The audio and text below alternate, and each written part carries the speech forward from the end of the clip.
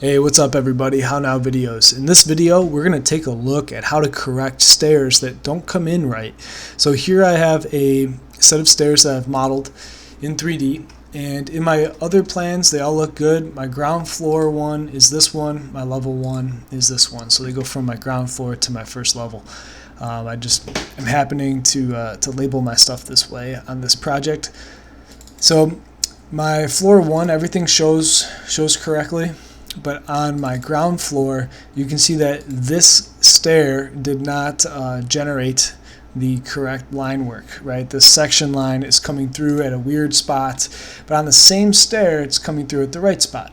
So a lot of forums that I looked at had all kinds of solutions, and the best one I found was editing the cut line.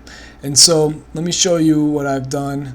I made a duplicate version, and I call it Complex Stair 1, and I can get that to edit pretty well. And so in order to do this, and I'm going to undo that for a second, is I have to go up to an Annotate tab and take out a detail line.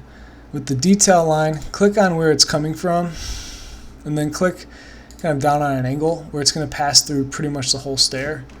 And then from there, in the Annotate tab, do an angular measure on that. And so here I'm reading at 72 degrees. So really we want this cut line to end up coming through the entire stair. And that ends up giving us a better view of the stair. So what I'm going to do here is click on the stair. I go to Edit Type. I'm going to duplicate it. And so let me just click on that stair a little bit better. Okay. And we're going to go to Edit Type. We're going to duplicate it. And so click on Duplicate. Name it something else. So I'm going to just name it Complex Stair 3 in this case, because I already have a 1 and a 2.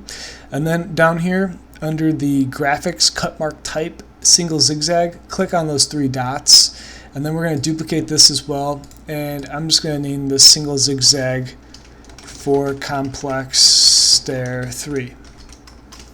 And then what I have to do here is just go and type in the degree that I had just measured. So I'm going to say 72 and say OK.